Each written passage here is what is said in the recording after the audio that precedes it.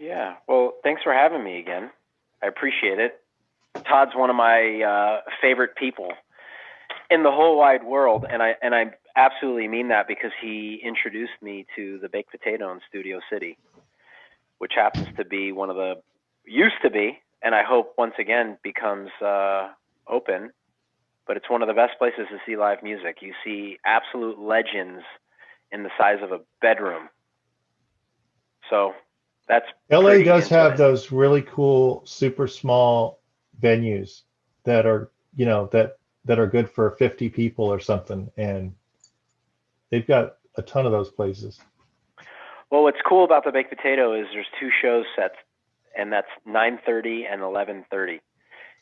The 9:30 is a little bit more packed because everyone's got to go to bed for the next morning. But if you stay for the 11:30 show, the artists will play bonus material. They'll do cool stuff. They're a little bit more liquored up in certain cases. So I think that's the fun showtime to go to. And forget about 50. I've seen as low as like 20 to maybe 30. Wow. It's incredible. Yeah, Billy Sheehan, who used to be in David Lee Roth's solo band after he left Van Halen, he did a show with a bunch of other musicians, and they were just screwing around on stage. But literally, I was probably 4 feet away from him. There was maybe 25 people in the audience. And the acoustics in this place has been so dialed in from all the shows and just all the expertise that comes through that place. It was incredible. I didn't want to leave. So where did you meet Todd at? Good question. I was introduced to him by a manufacturer partner back in 2005 when he was at Universal Music. Got it. Okay.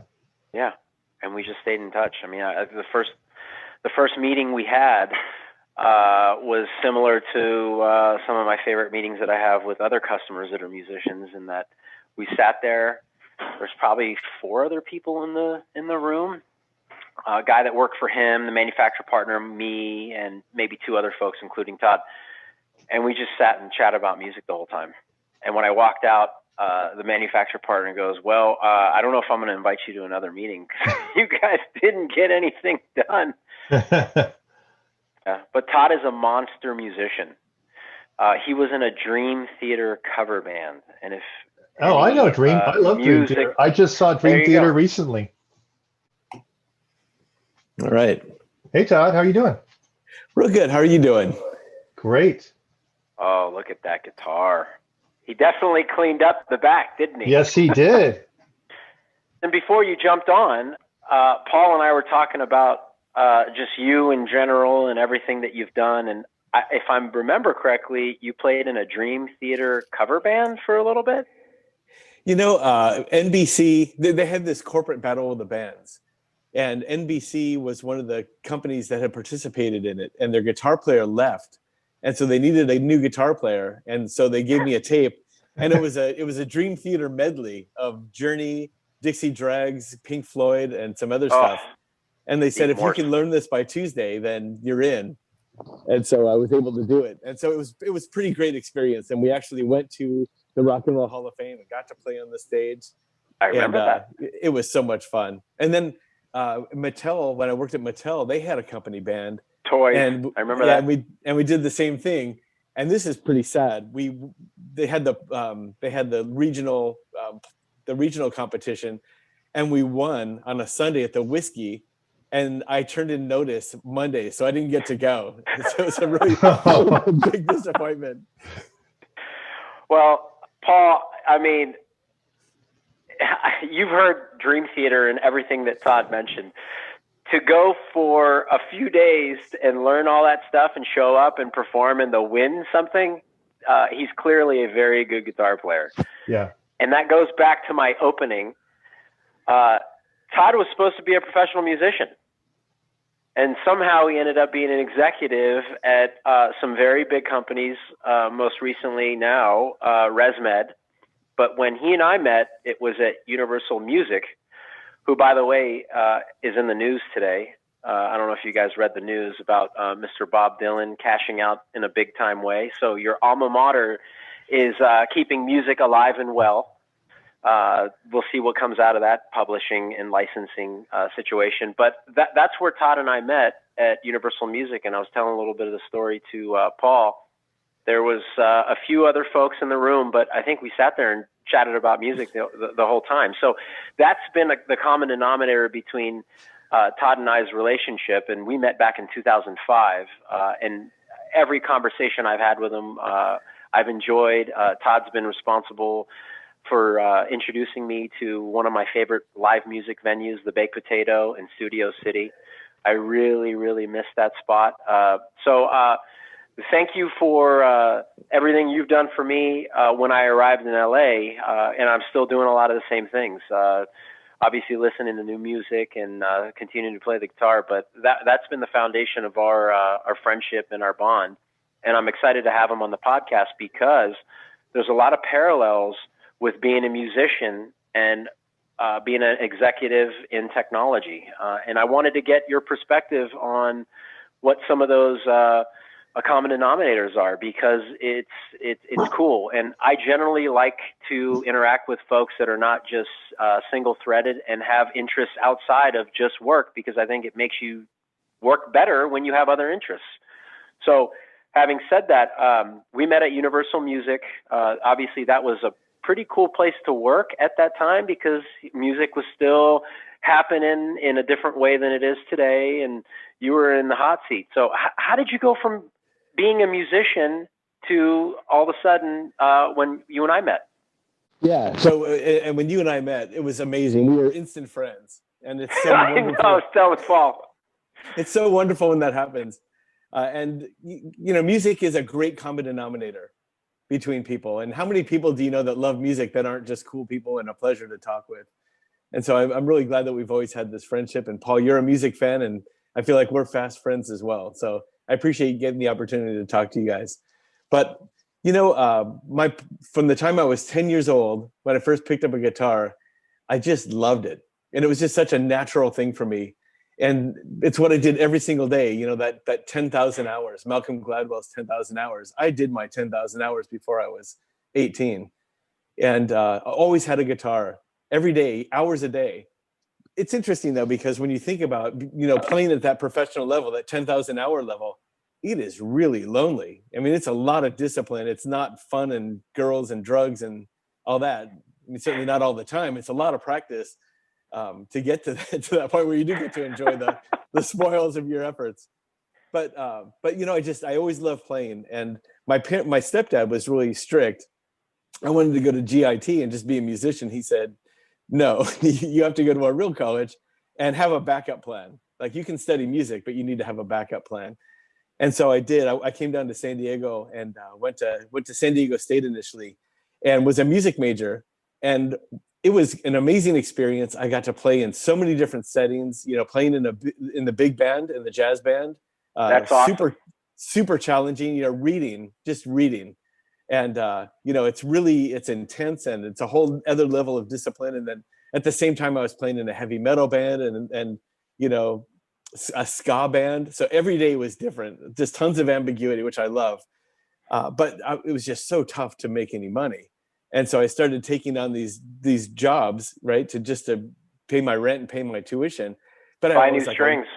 Yeah, and trading guitars for other guitars, right? Yeah. But I was a welder. I did construction, limo driver. I was doing just tons of different things, none of which I could say I was very good at, but I could make some money. And then I got a job doing data input on a computer and learned how to type. And it was just this aha moment of going into an office instead of a work site and seeing well-dressed people that aren't endangering their lives. And computers were just a natural fit, like music was to me. And so it kind of started a whole other career. And I tried to do both. You know, obviously I tried to continue being a musician, but it just didn't pay. Like I wrote a jingle for a mall. I got $72. Oh, you never told me that. Yeah. Yeah. Oh, it was awesome. I want to hear it. Well, and I didn't even get to play on the recording. I said, I don't want you keep the $72. Let me play. But Carl Verheyen played, so I can't really complain. But, oh wow. Yeah. So, I mean, playing for 35 or $50 a night is really tough. And my wife was an executive and kind of supporting us. And there's a lot of that in Los Angeles, as you know. But eventually I got a job, a real job in the mailroom, again, trying to do both. And then it was at a time when they were bringing in the first PCs, and it was at a title insurance company. And, I saw the power of computers in making an impact on business. And it was simple stuff. Like in HR, they didn't have any automation. And so if somebody called up to confirm employment of somebody, they literally had to go to closed files and find the file. And it was so easy to automate something like that and to create an application. Or in sales, just creating basic sales measurements and reporting. I mean, I was like a hero. It was an amazing time because it was so simplistic. And then, of course, the first Novell networks, and being there to be able to implement that, and then Vaxis. So, I think the origin story is not atypical for a lot of IT folks. But I think one of the advantages that I had from music was, I think you get some special skills from music that maybe differentiate you. I can't really say that, but for me, I could apply some of the things that I learned with music. And one of the things that I loved doing was being this business liaison. And so, like at Universal Music, I worked directly with the business executives, and then I was the interpreter for IT. And I can't imagine a better job because I love music so much. I felt like I'd kind of sold out already. I'd gone the business route, and but I just love being in that seat. And I think being a musician teaches you these skills, like listening and being a team player and trying to do things to make other people look good, without a lot of ego. And so going back to the parallels here, it seems like music is the DNA of Todd Friedman and what makes him tick. And, no disrespect, I think all the stuff around you that is related to the business world, that just comes second nature.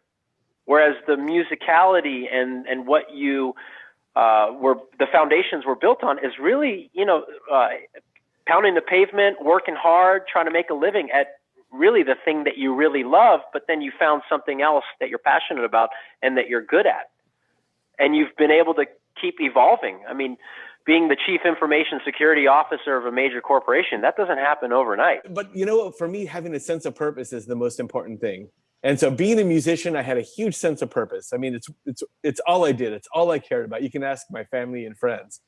But when I started working for Universal Music, it was after a long stint at a title insurance company.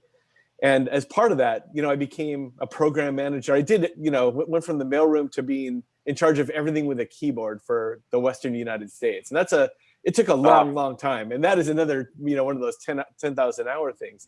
But I saw that my real value as a leader was in being this liaison and understanding business and people, as well as the technology. And I didn't study computer science, and I wasn't a developer. So I really had a bit of a hurdle, but I could certainly work well with really brilliant engineers. And that was key. And a lot of people couldn't back then. I mean, or today, a lot of people can't do it today either. Yeah, it's not, engineers are wired a little bit differently, and it's a good thing, but tough to manage if you're not wired that way, or if you're not patient, or if you just don't understand. But when I was at the insurance company, I got an MBA, and it was at a time when I was still playing for hours a day, and I had a 2-year-old, and something had to go. And it was probably the toughest decision I made. Wow. Was having to decide to stop music. I mean, it was literally, I was losing my mind trying to work a full-time job, have a 2-year-old, and then UCLA MBA is a really demanding program, or it was for me anyway. And so I quit music. And one of my friends gave me a hard time about it. You're a sellout. How could you do this? And I had played on his album, so he was really sensitive to this, right? And I said, I am so sick of having to sell a guitar to buy a guitar. And just this grind of, or working at a bar until 2 a.m. and then getting up at 6 a.m. And I said, someday I'm going to pull up in front of Guitar Center. I'm going to walk in there and I'm going to buy a $2,000 guitar, and I'm not even going to think twice about it. And I just wanted to change my life. But when I graduated from business school, my wife bought me a beautiful guitar, and it has a lot of sentimental value. And so, and the darndest thing happened. I think my playing was better after taking a 2-year hiatus, because now every note had to mean something. And I still play way too many notes, like way too many notes. But more of them are good now. And so, so to me, like, having a sense of purpose is the most important thing.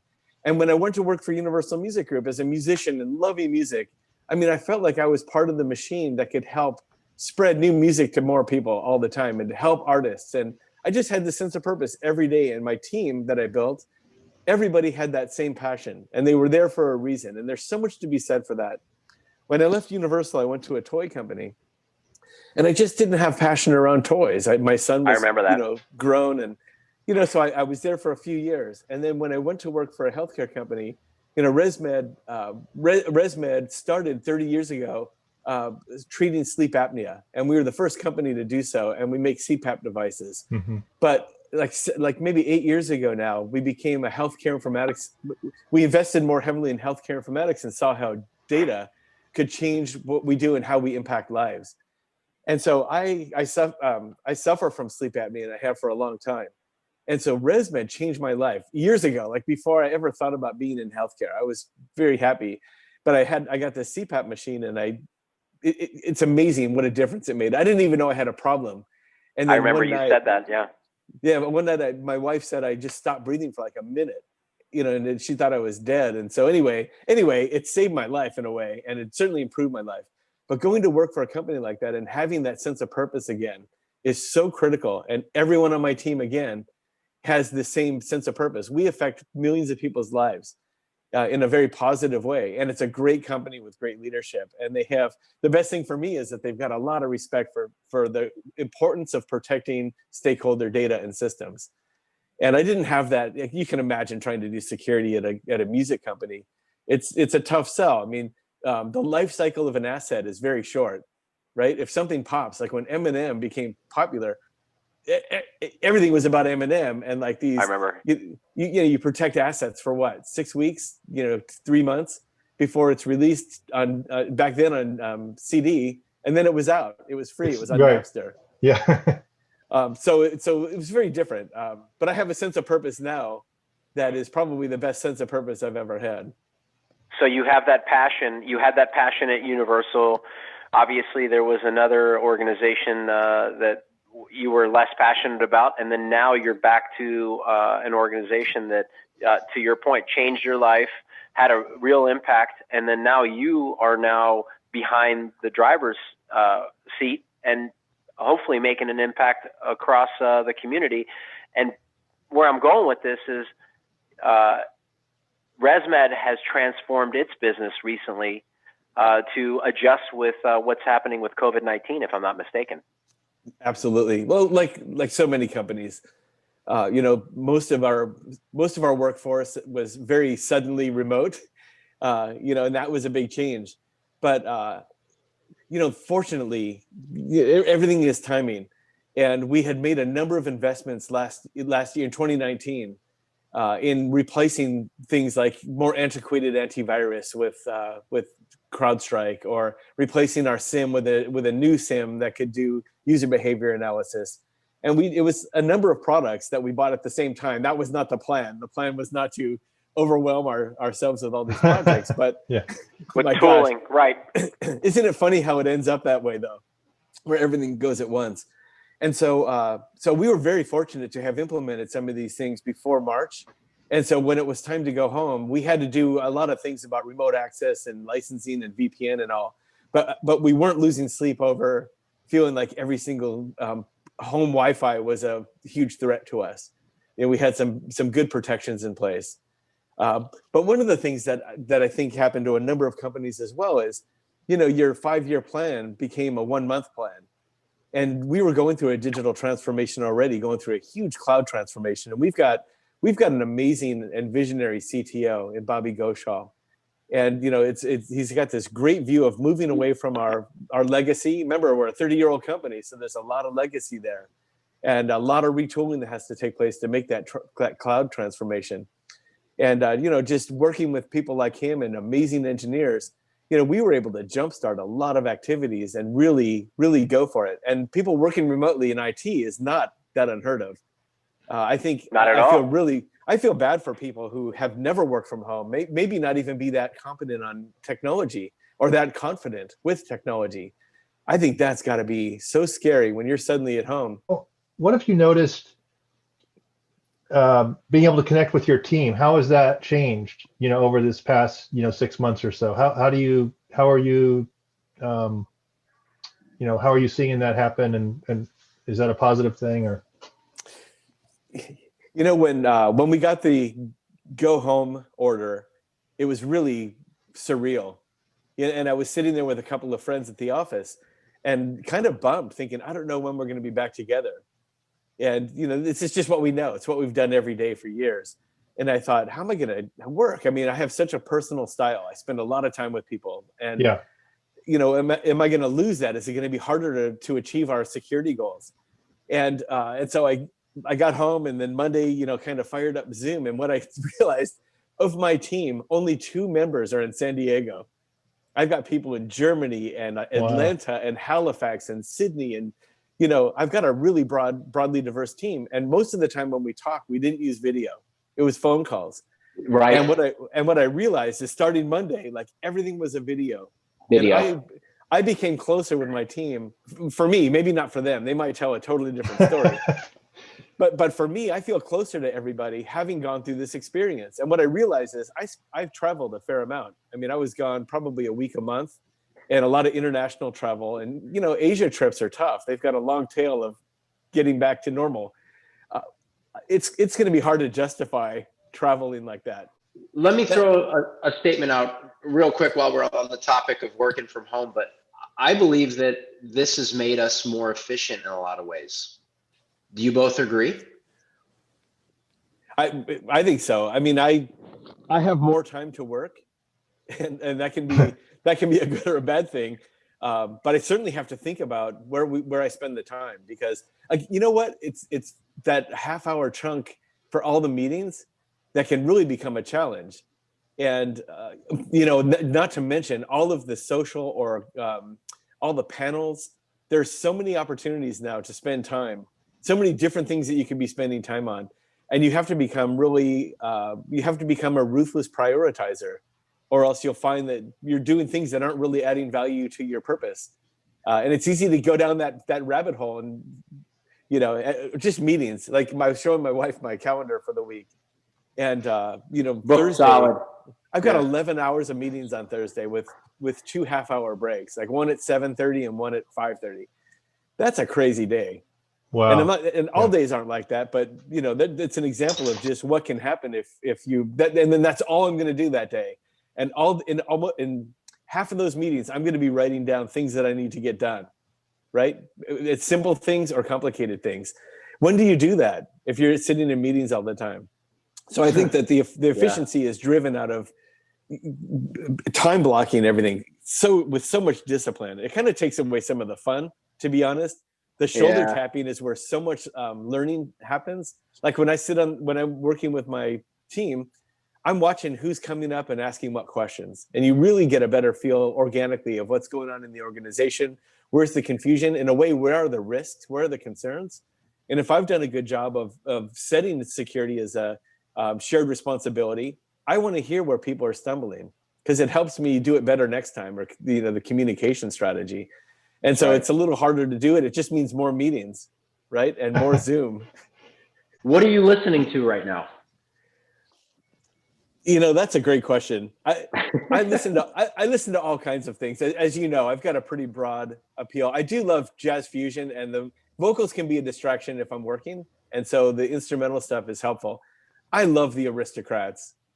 And we talked about this a little bit yesterday, but the Aristocrats to me are an example of how a group of people can work together and make each other better and make the outcome better, because they're all amazing players, and they play and they listen all the time. You can just see it. And for anybody who has a tolerance for jazz fusion or instrumental music, I totally recommend listening to the Aristocrats. And again, there's a very high quality video on YouTube. It's from Germany. And just watch the way that they interact. And it's so inspirational to me. But you know what? I had another example going back to the musical theme, Amir, and that is, what are some of the things that we learn from music that can be applied to leadership? And by leadership, I don't mean just security. I mean really just as a leader. And one of my favorite artists is Brandy Carlisle. Oh yeah. And she's amazing. And my wife and I have seen her starting in smaller clubs. Up until now, she's a pretty popular artist. But she started as a busker, and she's got two guys in her band who are identical twins, and they play guitar and bass. And they were street performers. And I think that street performance makes you so in tune to what's working and what's not working in real time. And I think of Robin Williams as a street performer. I mean, you are living or dying based on how you're connecting with the audience, and it creates great listening skills and great empathy. And I think that these are things that are really important in being a good leader today. And so I listen to a lot of Brandy Carlisle, but I think about those lessons that they can bring. But I listen to everything. And back to your point about Waylon Jennings, and I think one of the things, and Merle Haggard and Johnny Cash and all these greats, these country greats, one of the things that they share is they toured all the time. And even the 10,000 hour story, the Malcolm Gladwell of the Beatles playing in a strip club in Germany, 8 hours a day, 7 days a week. They did their 10,000 hours at a strip club. Can you imagine a tougher audience to get their attention? If you're a bunch No, to answer your question, I cannot. But what they got was this secret sauce of what works and what doesn't work, and more importantly, how to realize when it's working and when it's not working. And I think that those are such important leadership skills. And I do look for that in music. I like Bella Fleck and the Flecktones, right? Or a band where they're just listening all the time. Dave Matthews Band. They're just brilliant musicians who are all making each other better. And I think about my team and working with other teams. I think about it a lot. And I think about what does it take to really be successful? And how do you realize when things aren't working? Because sometimes if you're not listening, you don't know. And you think that you've been totally clear, and you can walk out of the room and nobody knows what you even talked about or what outcome you were looking for. So I think about it a lot. But it's a mood that we're in when it comes to music. And again, going back to the parallel of work, you said something yesterday, Todd, that stuck with me. Jazz musicians, they're constantly improvising. I think we're all doing that to a certain extent, right? We don't always have the answers, but we want to figure out the answer, and we want to do best for our teams and folks that work for us, as well as our clients. So there's a lot of improvisation that happens. And I think the more we do that, the better we get at it. But we don't always know everything, and we're going to have to improvise and figure things out. And I think as long as we have that thinking that we don't have all the answers, we're going to be better at music, and we're going to be better as professionals too. So that's my main takeaway in this discussion. And I really appreciate you joining us today. It's been a lot of fun, and I hope to have you guys back together again with new experiences, new music genres, and really the best to you, Todd. And thank you for participating today. No, thank you guys very much. This is great. And what could be better than just chatting about work, security, and music?